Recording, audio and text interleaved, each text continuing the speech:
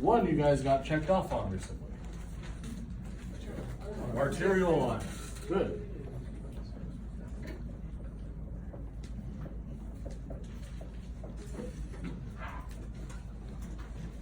Arterial lines give you a continuous blood pressure reading, right? Some issues that may come up with that are positional. So since it's continuous, it really depends, and since it's indwelling, it depends on the level of transducer and the level of the patient's actual arm, right? So you need to make sure that everything's all, so you're getting proper readings and you're getting proper interventions.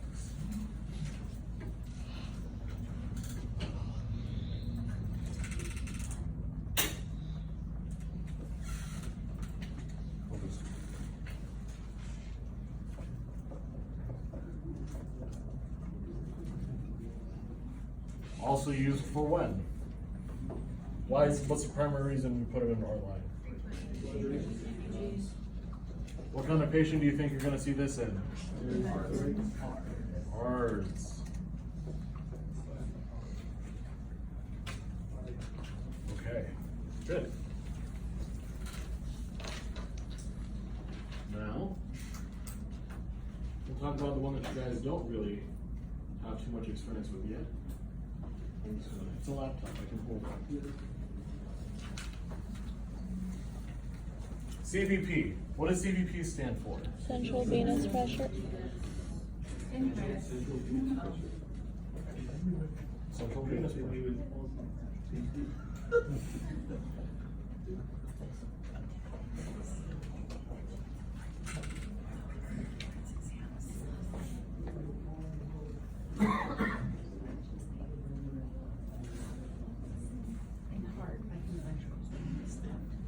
So this is also called a triple lumen. Because it has three little things. You Yeah. guys have seen them hang on people's, they'll be here. Yeah. And there's three little things hanging out. And with they lines attached do to them. dialysis through it too, right? Not through a CVP. Dialysis has to be done through a shunt, usually in the arm. Or if they're really bad, the neck. What about like a CRRT? Like continuous renal So that replacement might be therapy? something different. Swan is much more invasive. It's like the slow dialysis. Yeah, that's different. You're right. They were doing it for Yeah. that. Because with the Swan scans, you have to advance through the heart inflatable balloon to get your reading. This one, it just sits in the right atria and gets its reading there. So I just said that the CVP line sits Do we do it to HM? where? Sits in the right atrium.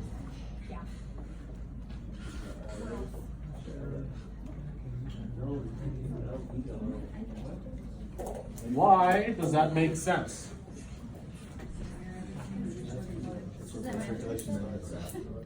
And if you're getting a central venous pressure, where is that? Right on the precipice of? The vena cava, right? Good. So, vena cava is the biggest vein that we've got. And if you're measuring central venous pressure, kind of makes sense, doesn't it? How y'all doing back there? Yeah? Don't ask Jeremy that.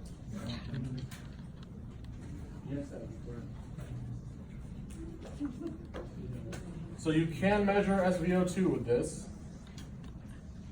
Oh, really? What is SVO2? Systemic vascular. Oxygen levels in the veins. So is it going to be as high as in your arteries? No, very low. Much lower, right? Pro tip, that's a question that you'll get during the interview. They'll give you an ABG, it'll look normal except the O2 is really low, and it will be labeled PaO2 or SVO2, and you'll say, I think it's an error, but what they're looking for is, it's venous. Okay? I know UC Davis asked that question, UCSF asked that question, so if you're applying there, write that down, you'll thank me later. SVO2 is useful if we're going to do what they call a fix, named after a Dr. Fick. They do this a lot at the cardiac unit at Sutter. A fix measures how much oxygen they're using. So you'll get an ABG, and then later on you'll draw a VBG, which is venous blood gas. So the nurse will draw that from either the CVP or from any kind of IV. You'll run it, you'll see how much a tooth they consume, and that gives them an idea of cardiac status. It's pretty neat. So it sits in the right atrium, it sits right above the right atrium in the superior vena cava. If it's in the right atrium itself, it is too far. It sits above. Apologies, make sure you amend that if you wrote anything down in the first place. So what are the ranges for CVP? The CVP means nothing to us if we don't know. And on your board exams, they won't give you, oh, their CVP is high. They're just gonna give you a number. And you're gonna have to know if that's high or not. So there's two different ranges, which I know, right, makes this so much easier. It's 2 to 6 millimeters of mercury, or 4 to 12 centimeters of water. The best way to remember that, mercury is harder to move than water, so that's why you need a little bit less pressure in the numbers. That's how I remembered it. Don't get them mixed up, because it'd be like 6 centimeters of water pressure. Oh, that's good. And the answer would be give a bolus, and you won't, and they'll dock you a lot of points. So, I touched on SVO2 just a second ago, right? So if we do,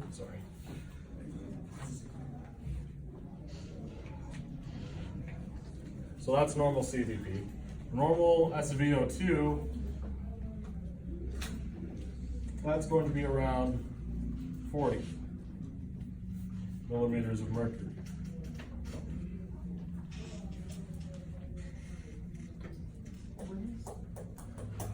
The SVO2 Yes, is 40. around there.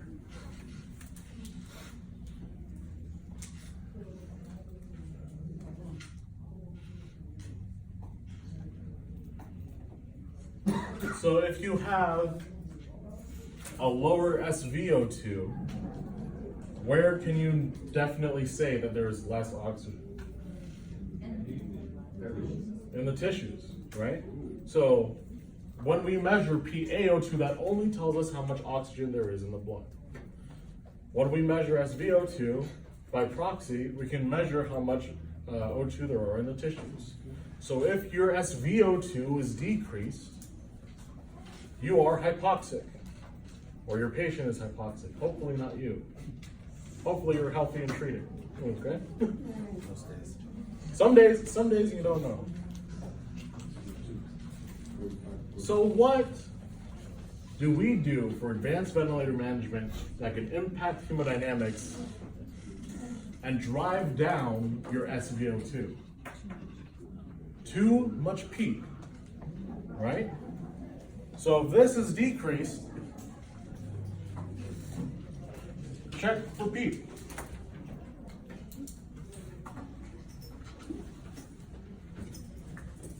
Is your PEEP too high? Have your blood pressures also dropped in concordance? Do you need to drop your PEEP back?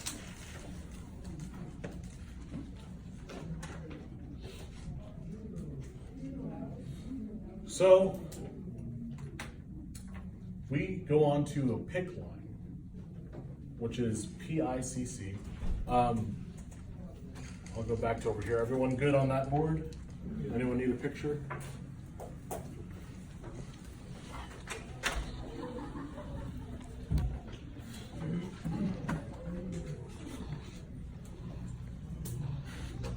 Double checking, good.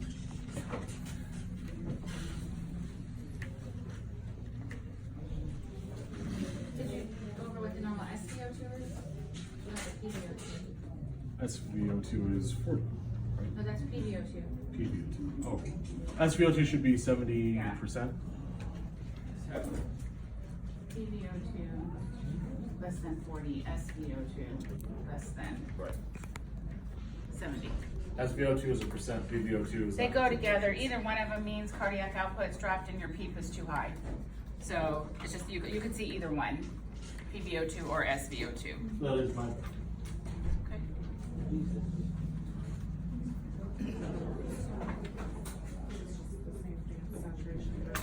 It's like just like an ABG, except we're doing a venous value for PVO2 or venous value for a saturation. So if it's still decreased, would you check the peak for both of them? Yes. So for our purposes, we see these go down when we put too much PEEP on our patient because it drops the cardiac output.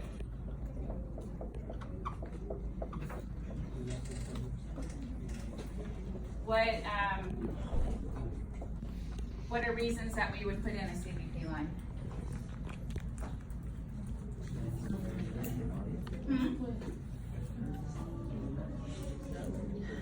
Give drugs?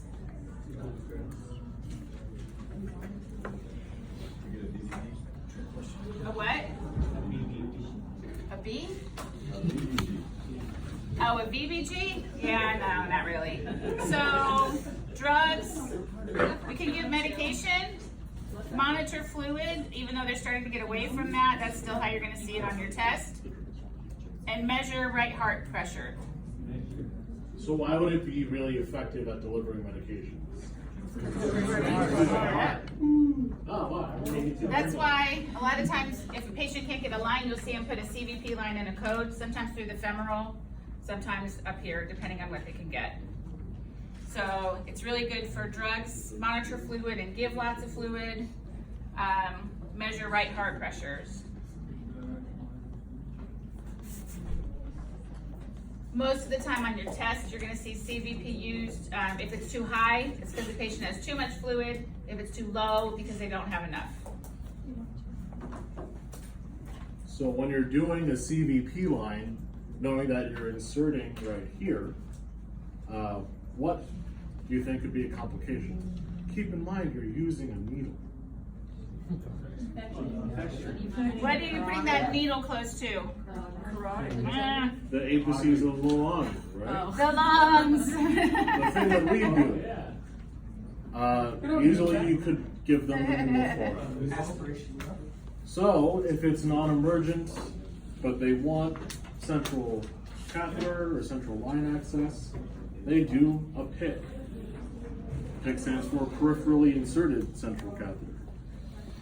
That goes in through the arm and is threaded through all the way to the same spot, the superior vena cava.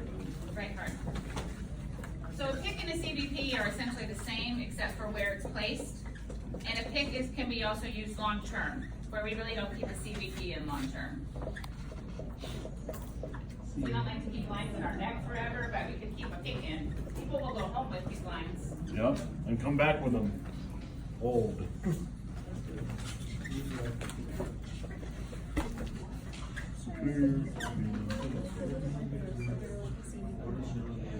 Yes, they do use, they are, you guys, they're inserting a lot more PIC lines all the time in the hospitals now in place of a CVP line because they tend to think that they have less complications and less risk of infection. It's still an invasive line to me, but that's what they say. So the PIC line is the line that you'll see used for chemo patients because they need that central access chronically. So you have decreased incidences.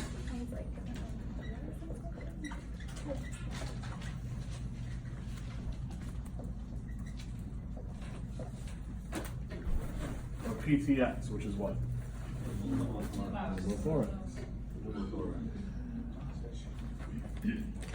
All right. Who wants to learn about something that we never do anymore? Hold on, not yet. So, a PIC line can be used for everything that a CVP line is. So, because if it's a place where they're using PICs more, a nurse can put in a PIC line.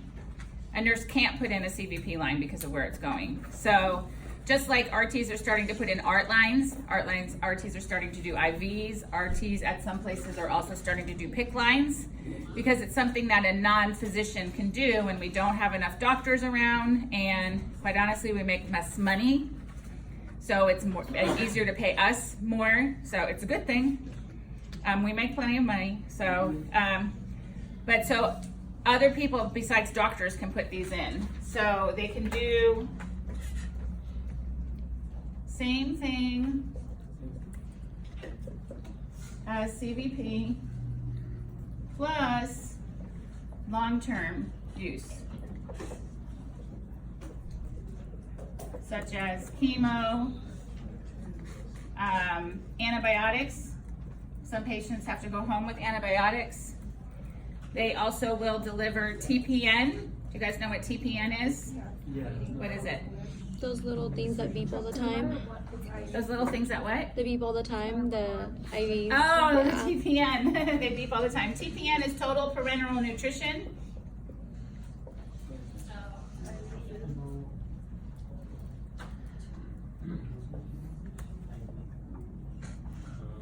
That equals food by IV. So if your patient is unable to have any substances in their stomach for many, many different reasons, so we can't feed them with an OG or an NG, they'll give them TPN where they can give them nutrition via IV.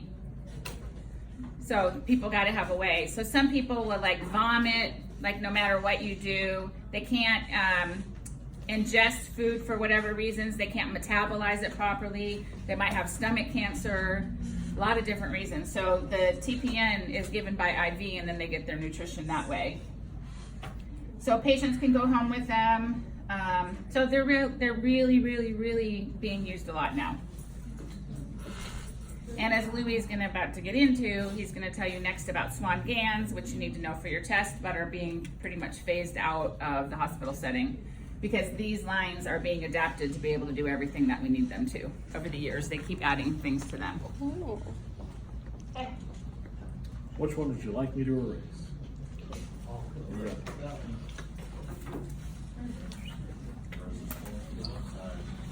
You don't ever get this. I was gonna say, just do it. Say, did you get it? If not, take a picture. If you're good, we're gonna erase. If not, Speak got now. it. Don't just set yourself for a debate. We're like children. We shouldn't have this. Yeah. No choices. This is the way it is. Make good money. It's about the illusion of choice. Just like okay, so like she said, I'm going to talk about pulmonary artery catheters. So, where do you think that sits? Pulmonary artery. Wow, I never would have guessed in the pulmonary artery. That's where the pulmonary artery catheter is. Wow. Right? I know, right? I might as well have just set the ending to end game. I already know it. I'll tell you. Please don't. I've never seen it. I haven't seen it. If you want to make it, just like. Pulmonary artery catheter, also known as Iron Man dies. Iron Man dies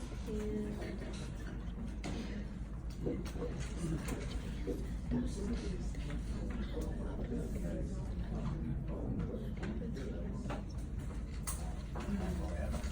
so the pulmonary artery catheter is a Swan's GANs catheter. It's considered very outdated. I'd be surprised if you see one. How long until they actually take it away? Is it like you have to wait 7 years till it's actually fully operated before they take it out? On the exam? I don't know. It's a good question for the NBRC. I would assume it's something like that, just in case it I don't comes think back. HR Block could answer that for me. That is where we do our testing. Have you tested before? Or Okay. like, will I test it? You will. So, like I said, it sits in the pulmonary artery.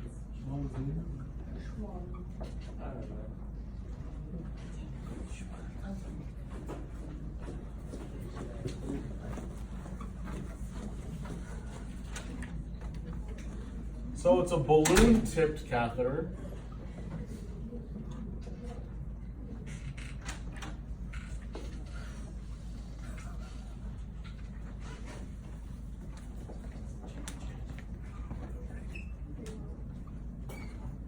which is flow directed.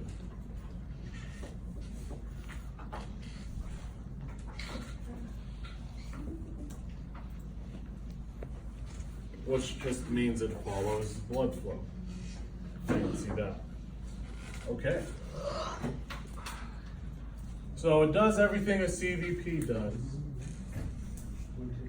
but it also measures pulmonary artery pressures. Wow. Never saw that coming. Me neither. What a twist. M. Night Shyamalan does medicine? Sorry, that was particularly hard. So it measures pulmonary artery pressures. So in addition to getting the reading of, hey, your patient's got a 12 centimeter of water pressure, CVP, you're also going to get the pulmonary artery pressure, which is going to be roughly